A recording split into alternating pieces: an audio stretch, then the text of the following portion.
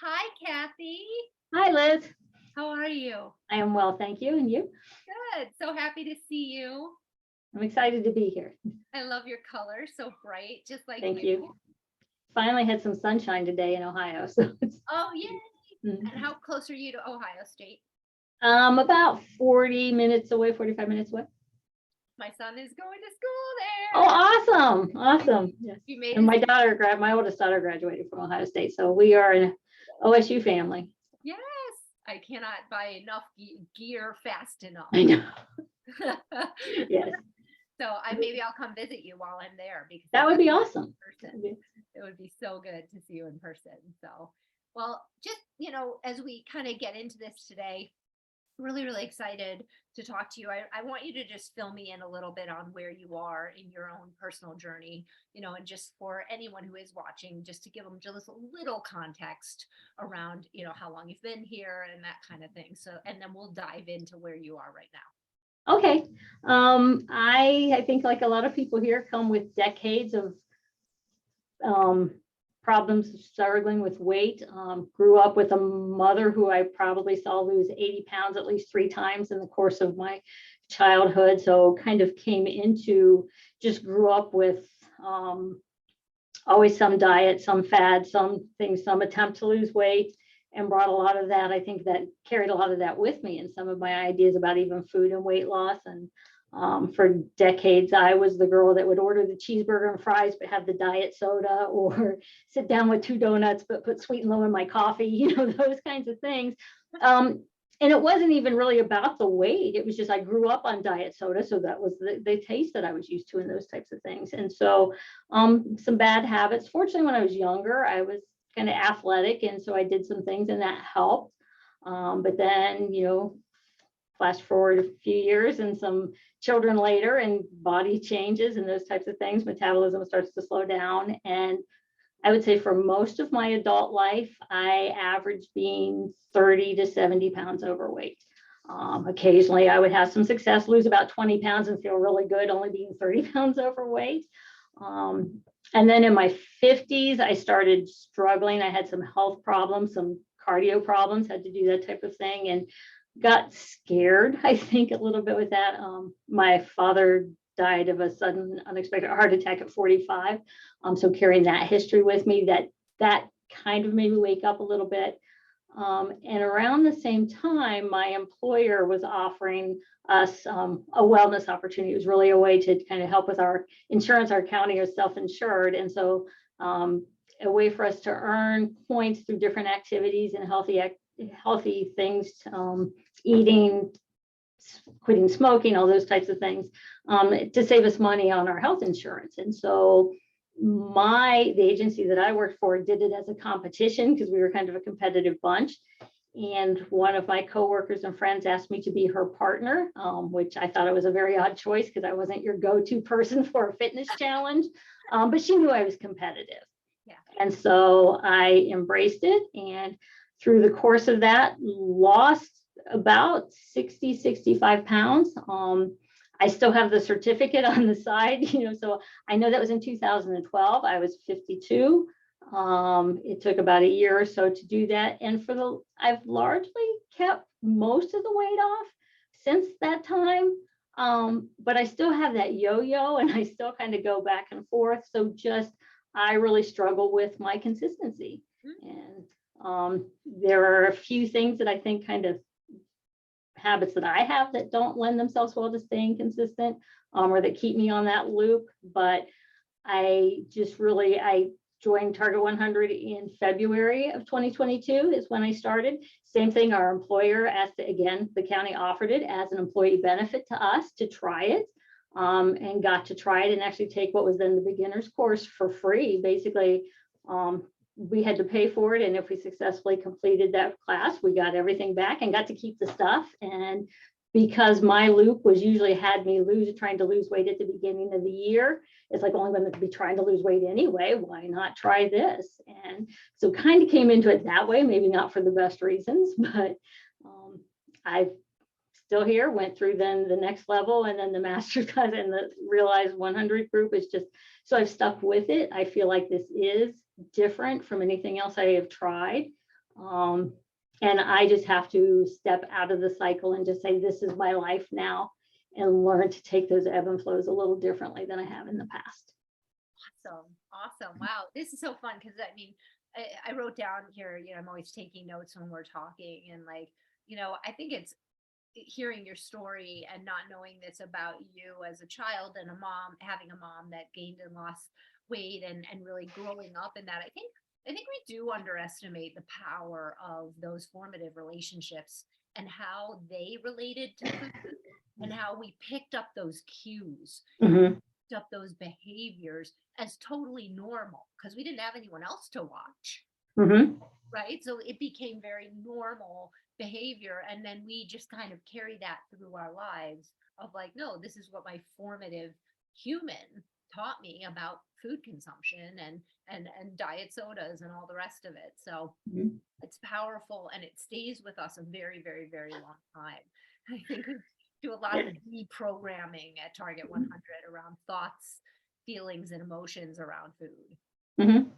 Yeah. Oh, absolutely. I find myself still now in my 60s on a bad day if I stop and get a little hiding candy wrappers in the trash can. And it's like, what am I doing? Who am I hiding these things from?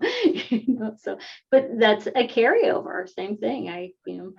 Yeah, the sneak eating for me personally, I had the opposite of you. I had a mom who was tiny. She was like the size of my Oh, pinky. And then, my sister and I were overweight and big boned and like, well, overweight of what we thought was overweight at the time, was not really overweight, but to her, we were overweight. sure.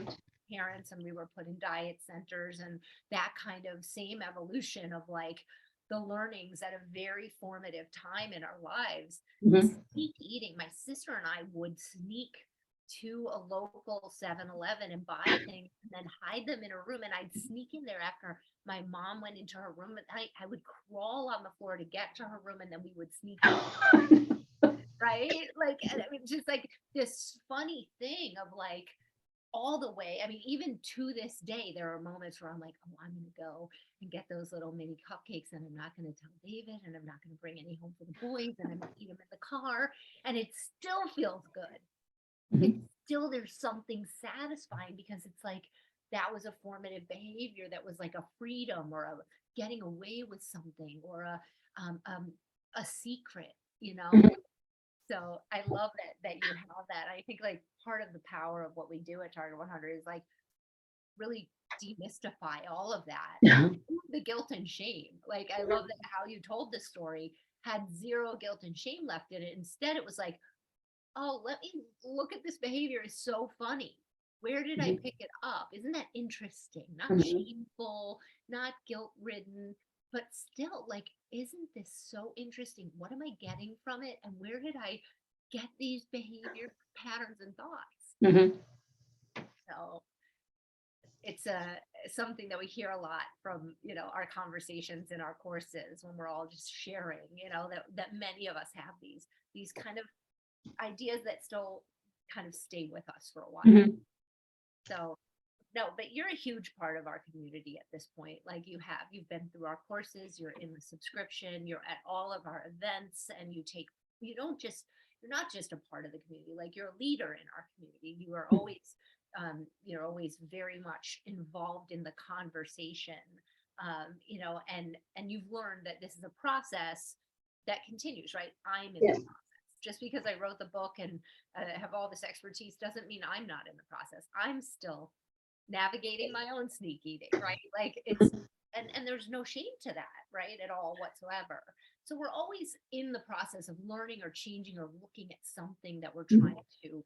um trying to better ourselves in some way, I guess you'd say. So where are you now in the process?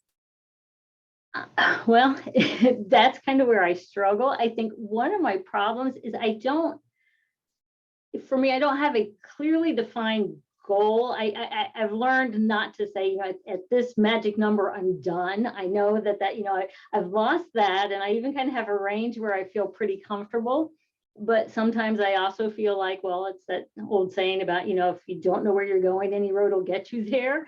But it's really hard to find good information about what is realistic to me or for me at this stage of my life and at this, whatever. So I have a place where I feel comfortable, but I also have a tendency sometimes where I can get complacent. Like, so when you have 50, 60 years of being overweight, and then suddenly you're, 50 pounds lighter than what you were most of your adult life, it's like, well, isn't that good enough? And I know for a lot of people, you'd say, yes, it is. But and sometimes for me, it's like, yes, it is. But then I think I still feel the need that I need to be doing something. So apparently I'm not really where I think I want to be. And I recognize that. I just don't know how to get there.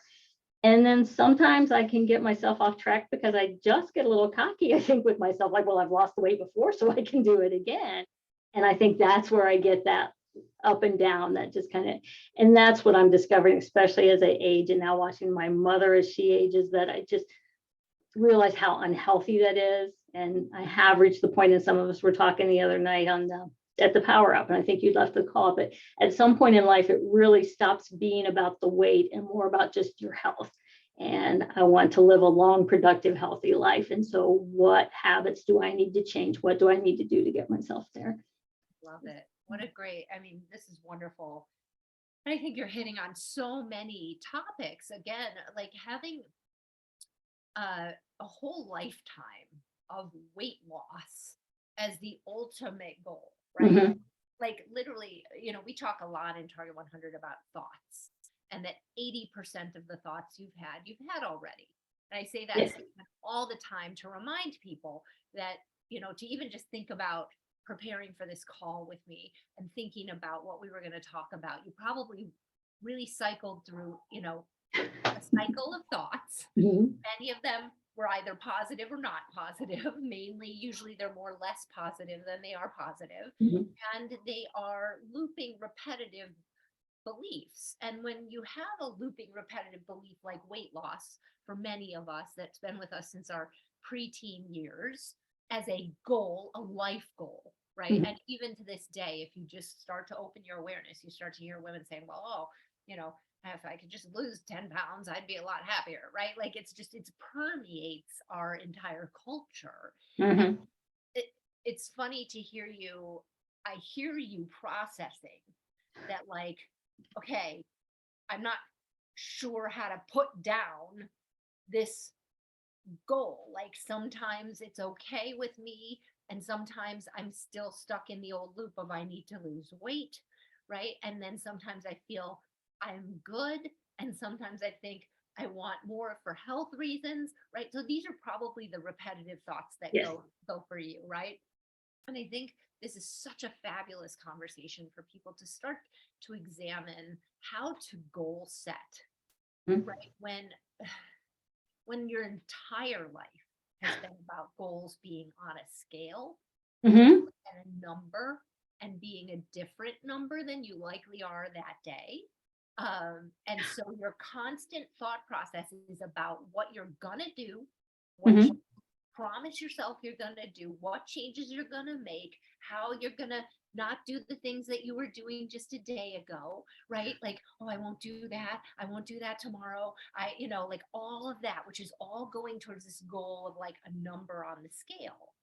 And where you're starting to really understand, and I can hear it in your processing, is that, oh, wait, this is about something more.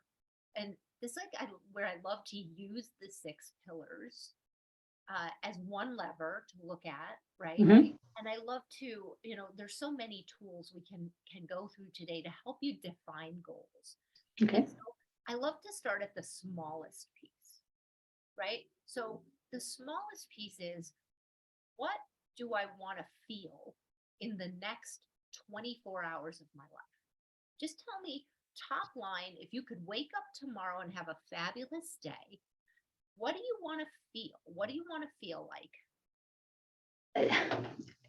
I always say just content. I just want to feel, satisfied that in I strive to be a lifelong learner. So it's not like I think, okay, I reached this point and I'm finished. So just But to just feel satisfied, to feel like I'm moving forward in some way, but at this point too, just strong and healthy.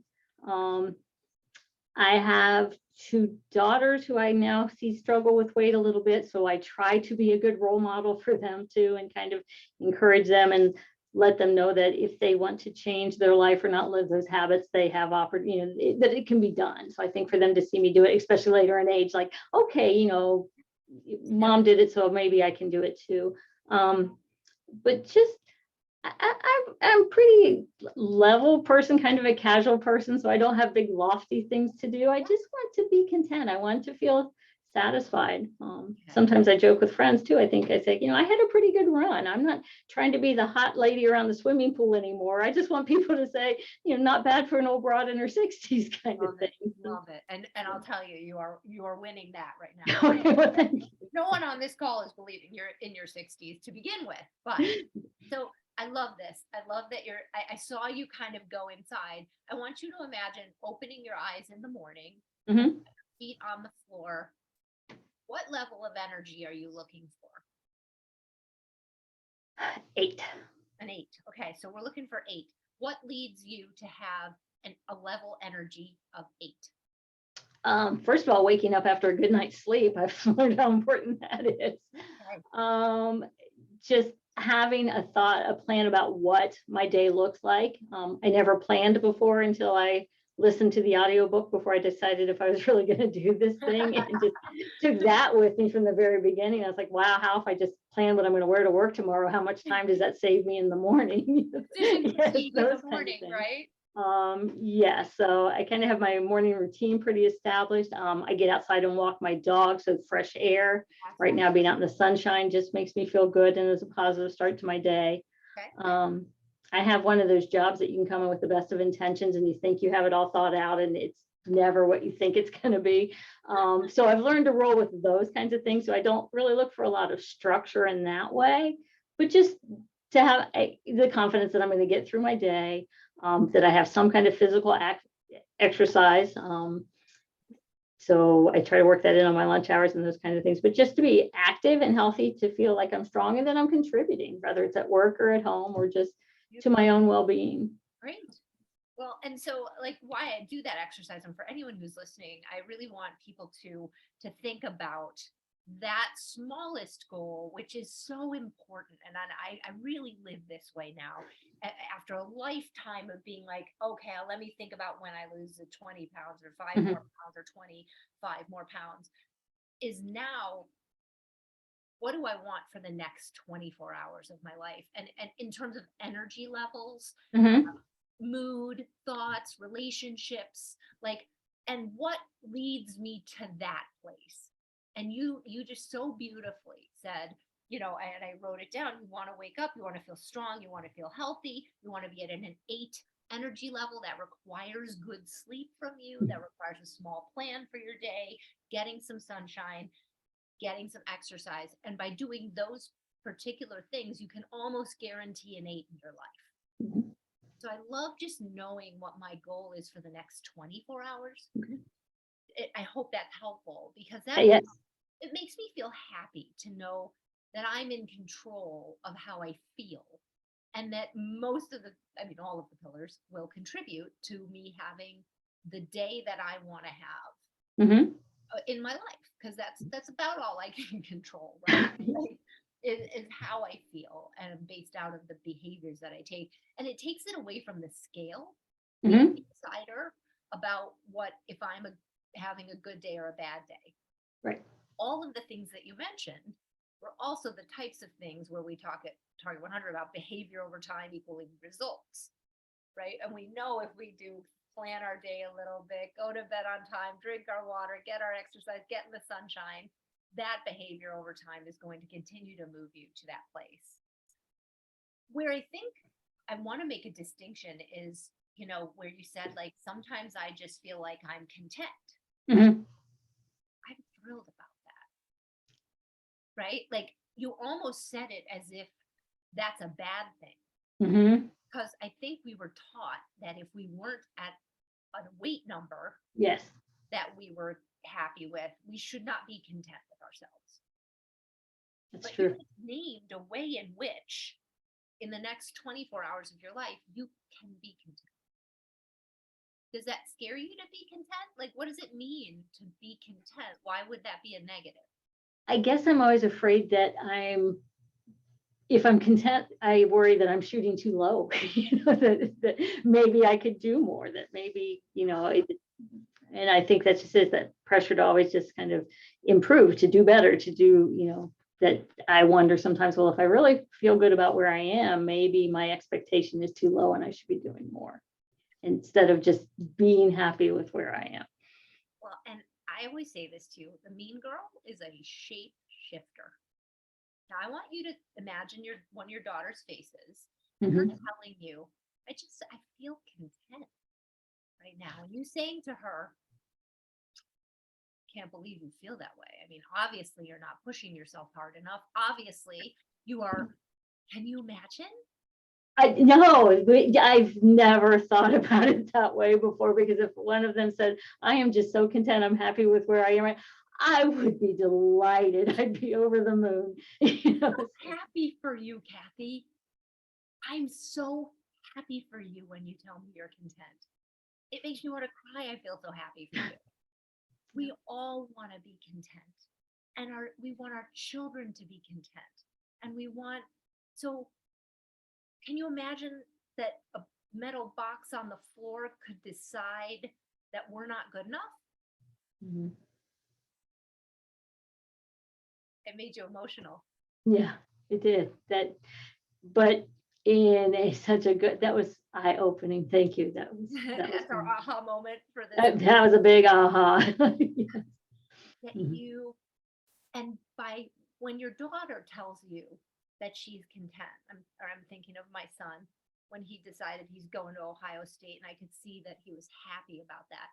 Did I believe that he would not achieve everything? Did I believe that meant he was lazy and he wasn't going to push himself? And that, no, I believe that being in a content place makes me more apt to actually achieve. So I love you being content. And I love that for you, because when we're content, when we have, and that's why we started at the 24-hour exercise, when we have in our mind what it means to be content in the next 24 hours in terms of our energy levels and how we want to show up in our own life, then from that base of an 8 energy, what do you think you're going to do with an 8 energy? Yeah. You're going to have creative energy, and you're going to be awesome at your job, and you're most likely going to move to the next level in your own wellness. So I love you being content, and I love you knowing. And that's the beauty of having been with Target 100 for a period of time. And I always say that to people, like, do not join Target 100 if you're here for a quick fix, 5-10 Mhm. pounds, like that you just want like some quick fix diet. This stuff is so deep Mhm. that we're talking about, and it's so embedded in the way we think that you didn't think for a second about the fact that contentment to you had become a negative Mhm. and meant you in some way were not good enough, that you needed to be. And this is what I say that thing all the time, that we believe that unless we're being mean to ourselves and kicking the horse harder, that we will not run faster. Mhm. So that way that I heard you speaking about contentment just reminded me of that. It's like, if I'm content, it means I'm not doing enough. It means I am not enough. And I'm just reframing that for you to say, when you are content, I want you to sit there. God, when I feel happy and content, I I go like, oh my God, the sun hit my face just the right way. And like, like I'm so happy. My family is safe. My life is good. I'm at an 8 energy level today. So I want you to suck it in. I want you to notice it. I'm content, Mhm. and really celebrate you are content. That's what we're all looking for in life. So I'm going to have you use it like a magnet. Okay. Okay. So, and so now that we've worked through this idea of like what 24 hours look like, and that being happy and in an energy level. I always say to everybody, absolutely anything that you want to achieve, we can achieve. And it's totally true that I wonder sometimes, though, because we've been so conditioned to think it's a number on the scale, Mhm. that I like to do an exercise where I go through the pillars. So I'd Okay. like to do that with you and tell me in your mind's eye, instead of a number on the scale, when you think of the food pillar, what would your dream goal be in the food pillar? Like, how would it feel? How would you show up in that pillar? Like, what would it feel like? Mhm. This is the one actually where I struggle the most. And I think with my history, I can work a plan. So if you give me a points number or a carb number or whatever, it's like I can find a way to get as much in that and maximize that as much as I can. And so thankfully through the community and some of the things that people are sharing and the whole small plates, and I love that, and seeing the food and really just the colors and things like that. I've tried over the past couple of months to really switch to fresh food, making really chopping my own vegetables and roasting things. Sheet pan dinners are just like the most fabulous thing ever. Even if I just do the vegetables and then I can throw some chicken or whatever I want in there as a side. So for me right now, I'm really trying to limit any access to processed foods, to just eat whole foods and natural foods. I think I feel better with them. I think I feel stronger. And also just because I can eat a 6 to 8 ounce chicken breast because it doesn't have a lot of carbs in it doesn't mean I should. So what if I cut it in half? What does that look like? And trying to do those things. And I see progress when I do those things. So it's teaching me something. With the recent kind of habit challenge, I kind of switched where I fit my little sweet fix into my day. Because I would find oftentimes I would finish dinner, be satisfied and full, and yet still like, oh, but now it's time for something sweet and it fits in my plan. So I'm going to do that. So again, I'm trying to not just focus on the number so much, just trying to really eat in a way that feels good and healthy for me and satisfying, knowing that there's room for a little treat there, here and there, and not make the treat that I'm going to do everything so I can have the treat. It's I'm going to try to eat like this because that makes me feel good. And if a treat comes in occasionally, that's okay too. Oh, wow. Okay. And I think honestly, what you're expressing is the gold standard that we're all looking for, which is freedom. Mhm. Freedom from Absolutely. the counting, freedom from the thinking, freedom from the doing because we think we can, and moving towards, I put down here, becoming just a natural eater. Mhm. With all of the plans that we've done in our life, so many rules have gone around in our heads, and we've had to track or manipulate or live within or live without or cheat or be off or be on. There's so much that I think Mhm. where you're moving is a Mhm.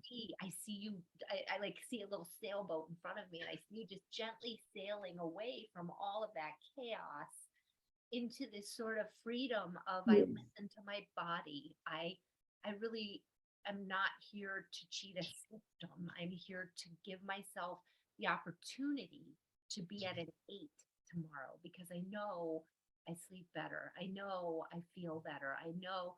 So that's a really tangible thing to wake Mhm. up in a day, and or as you go to bed at the end of the day and go, okay, that goal is really clear. I want freedom from all the thought and the manipulation that I learned from diets of the past, and I want to eat thoughtfully, mindfully, and with care. Mhm.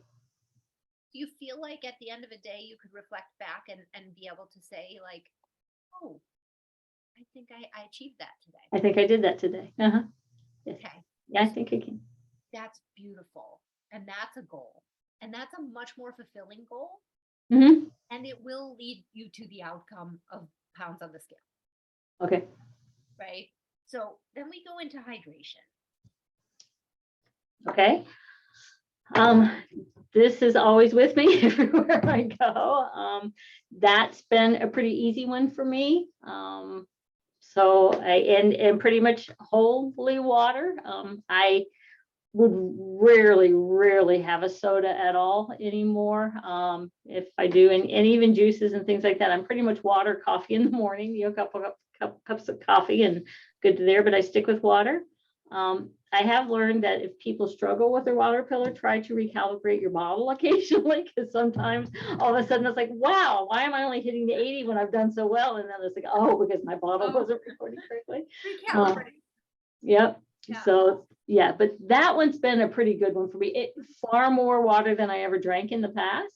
And sometimes people are like, you're drinking what and why? And it's like, well, and I kind of have dry skin naturally and that kind of thing. So it's kind of helped with that too. I just feel more energy, and I can tell sometimes when I'm dehydrated, because you drink that water and it's like I can feel it like coursing through my body, like going, and it's a strange feeling. People look at me like I'm crazy, but I can recognize that.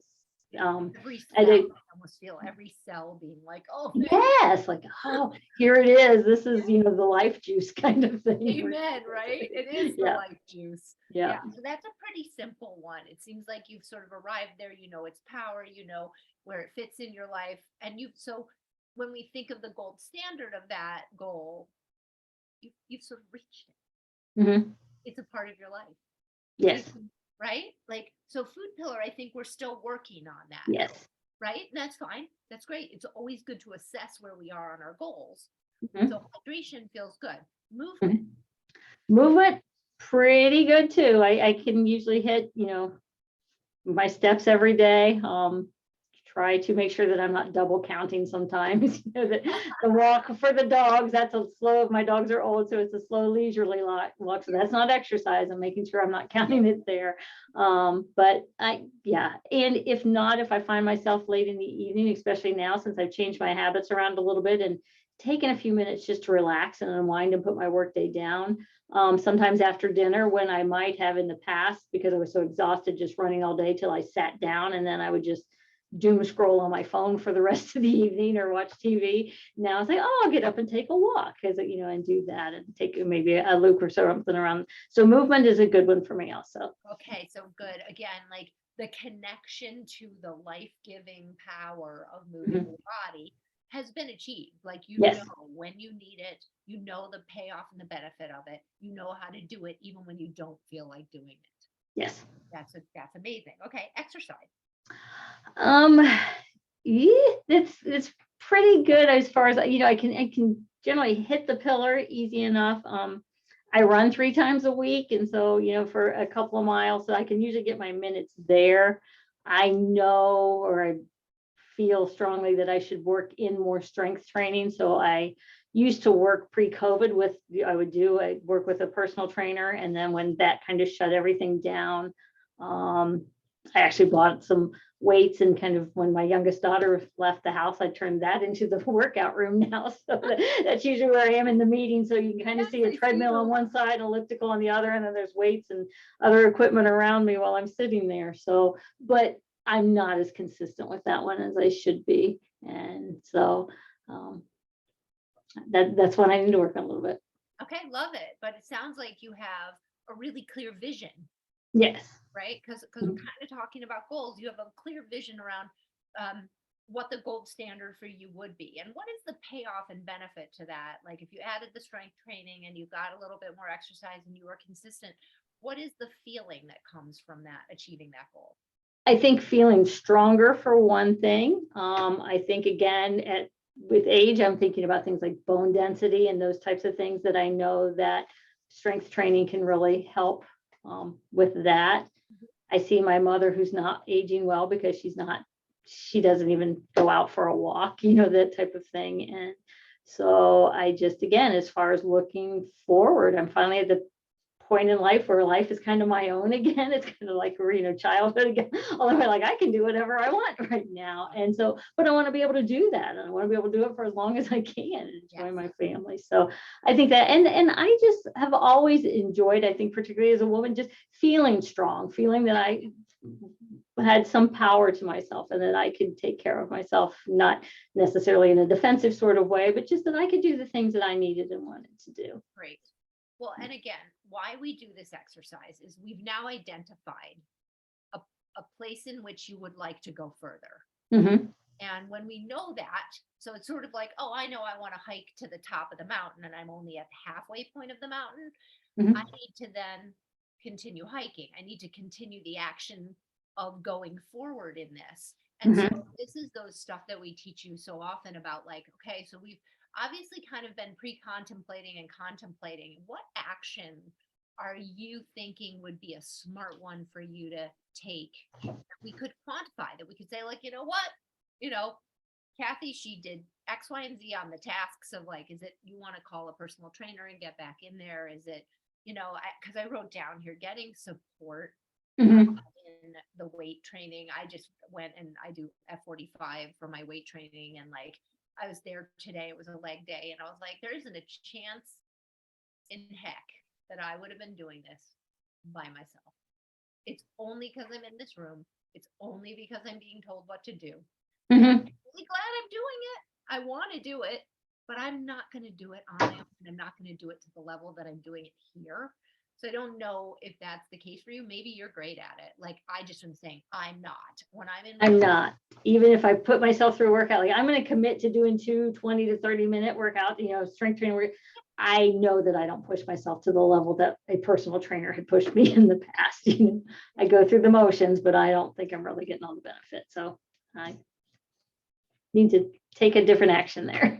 Okay, so let's think about that. I mean, I think you just want to, maybe you want to phone some friends and find out if they have trainers, or maybe you call your old trainer and say, are you training? Or you look into and begin researching this, because we now have identified a spot that, can you imagine if we do more weight training and we get stronger and build lean muscle that burns more calories at rest, will it move us to the scale goal? It will. Mm-hmm. It will. Absolutely. So I love this idea for you, which is like, and the first word out of your mouth was to be strong. That's the first thing when I said, what do you want to feel in 24 hours? And that was strong. So there's a strong motivation there as well. So I just need you taking some actions. You don't have to commit to anything, but I need you starting to research. Okay. About what is it that I'm going to do to move up the mountain a little bit further to that gold standard. Okay. And then we just have stress and sleep. Let's just talk stress a little bit. Fortunately, I love to read. It's something that escaped me for a while. So, and I never would have considered reading as stress relief. I mean, I didn't look at that. Same thing with music. I have music on all the time, dance around my house, those types of things. Gardening to me, always, it seemed like work, but I am happiest when my hands are in dirt. So it's like just becoming aware through Target 100 that those things are stress relief was kind of life-changing for me. So yeah, I'll try to either do a minimum of 20 minutes of music a day. Sometimes it's just my morning commute to work, or sit down. Now that I have more energy in the evening, I can actually sit down after dinner with a book and not fall asleep, and maybe read for 45 minutes to an hour. And so that's nice. Good. So that feels really good. You have it. You know what you need. You've built it into your life. Yes. That's beautiful. And then sleep. Ugh. This is my challenge. This is my challenge. I should have started with sleep as much. Yeah. Well, and honestly, I wish we could do like the sleep pillar. Like every time that was like going through the first course, it was kind of like, wow, because I would have said that I was like 7 hours of sleep was my sweet spot. That it's like, as long as I get that, I'm good. I can do all right with 6. If I occasionally get 8, fine. But 7 is perfect for me. But really focusing that week on sleep and actually getting closer to 8 hours of sleep was just literally night and day. When I ran, my performance was better. I just felt better. But it's hard for me. It really is hard for me. And I think part of it is, we kind of set those patterns in my body. I'm used to shutting down at this time and that type of thing. And we'll kind of stay up later than I probably should. I get up pretty early in the morning anyway. So And I try to keep my sleep at least consistent, that I don't allow myself to sleep in on the weekends or go much over what I would on a normal day. So I need to, and again, I think that changing the habits and doing more relaxing activities like reading is helping a little bit, but I usually hit it about 6 hours and 50 minutes is kind of where I am. So I would like to maybe get another 30 to 45 minutes in there at least. Okay. When you've been successful with that in the past, Mhm. what are there any like gold standard like principles that if you do that, you get this 7.5, 8? See, when you ask me that, it suddenly becomes so clear because I keep thinking, why is this such a challenge for me? But I know the one thing that I did during the week that we were working on, they're focusing on the sleep pillar, were some of the meditations. And I haven't really done them consistently since. I love it. I love it. Well, and that's why we do what we do, right? It's an Right. open-ended question, right? Open-ended question and I always say these things in an effort to help you be able to even coach yourself. Mhm. My goal is that you would be able to, that's why all the worksheets that we do and all of the training and all of the conversations, I say, what's really helpful is when we speak out what it is. I saw you have the aha moment when I asked an open-ended question Right. about sleep and what was that. So the meditations are really important Mhm. and triggering those even and the way I'm going to take all of these things forward for you is the way we do everything at Target 100 is you don't have to do meditations before you go to sleep for the rest of your life and be perfect at it and commit to it from this day forward, right? You Right. made a really big realization and maybe you just want to say, you know what, I'm going to do a little 7-day experiment. Mhm. I meditate before I go to bed for these days and see what it does to my sleep time and my sleep score just for fun. I want to see this. And I'm going Mhm. to report back to the community on it all. And I'm going to use it as this wonderful learning. Because when I talk about walking up the mountain, that's the work of walking up the mountain, taking the actions. That's the active moving up the mountain is going, Yes. I'm going to do this little experiment. I'm going to put the work in to learn something, to move the ball down the field or move me towards that gold standard of, I know what it is that I need. So that's the work. So I think we really clearly came up with, and I've got a nice little list of notes of things that I'm going to say when we're done. But, I think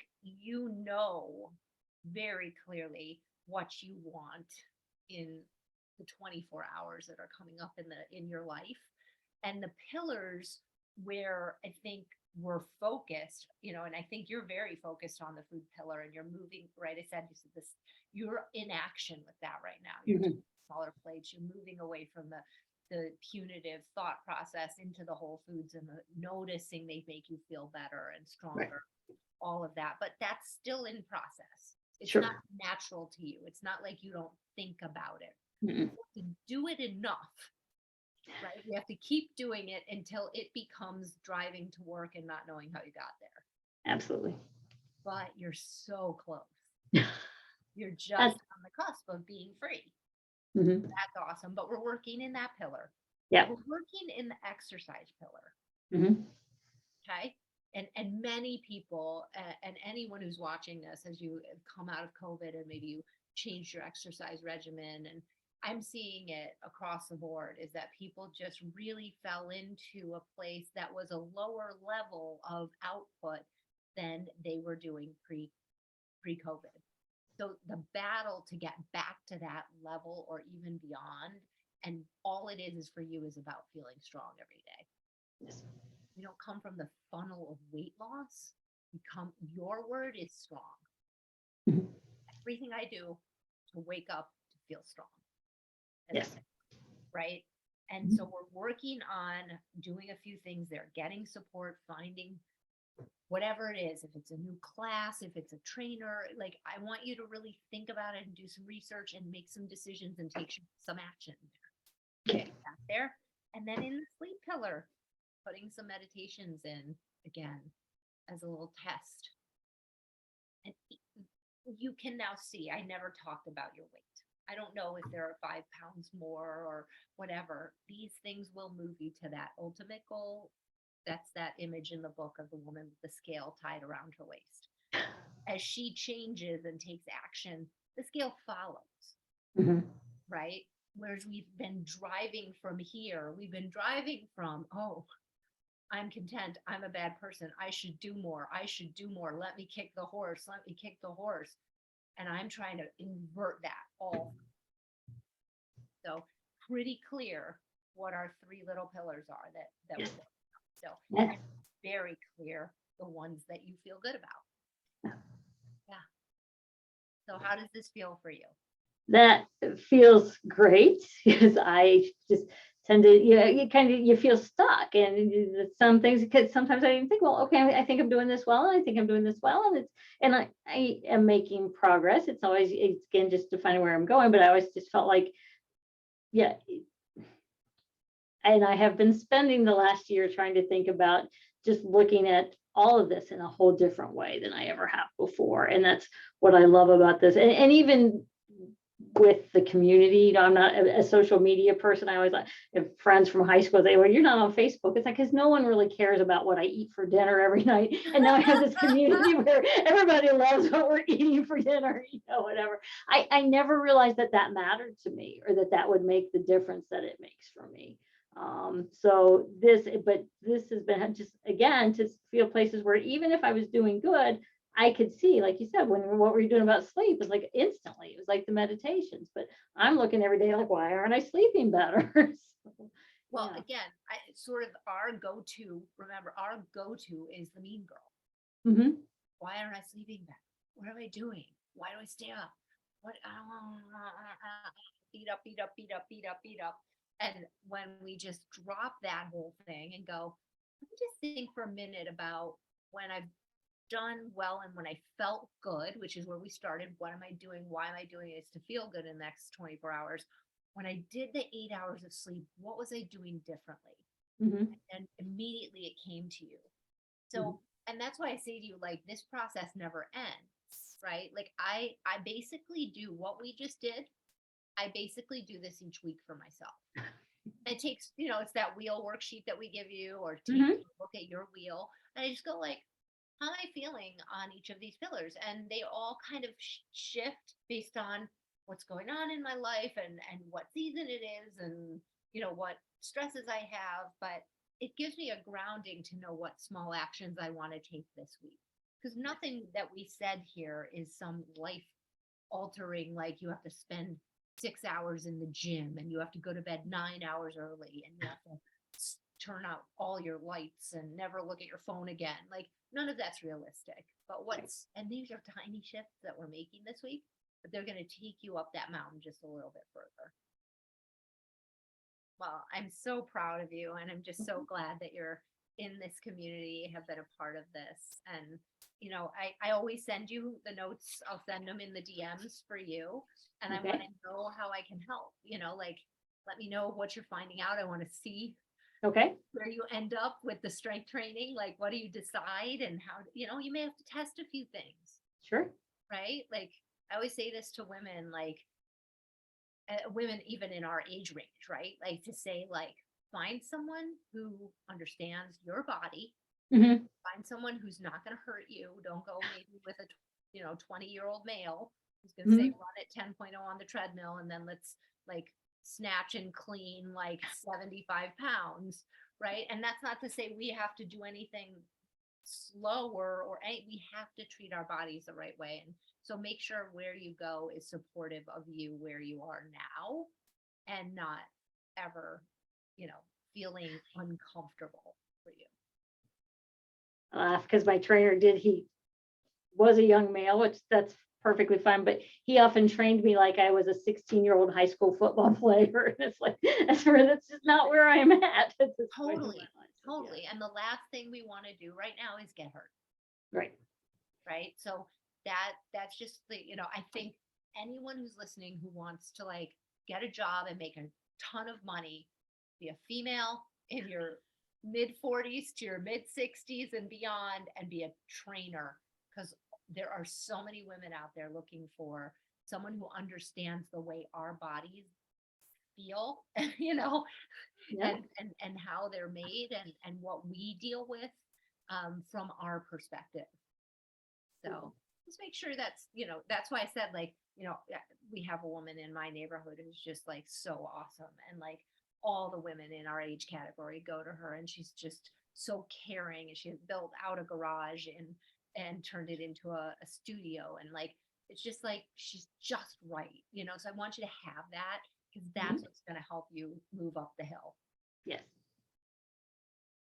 Good. Well, any questions for me? Did we cover, like, I think so. Like I said, this kind of I was like, oh, this kind of terrifies me a little bit, but I'm trying to, I've learned the value of doing things that's scary, that are scary, and making that part of the process. And I don't have any questions right now. I'm sure things will jump out at me, but I'm excited to try this. I'm appreciative of everything that I have learned here. It's been a wonderful experience, and it, like, this just finally feels right. Like, this is the fit. This is the attention to the things you need to pay attention to, but not so focused that you feel like it's overwhelming or that you want to give up. It's just livable and manageable. It's just occasionally we have to look at it again, and am I really doing the things I need to do? And so I appreciate you bringing my awareness back to that.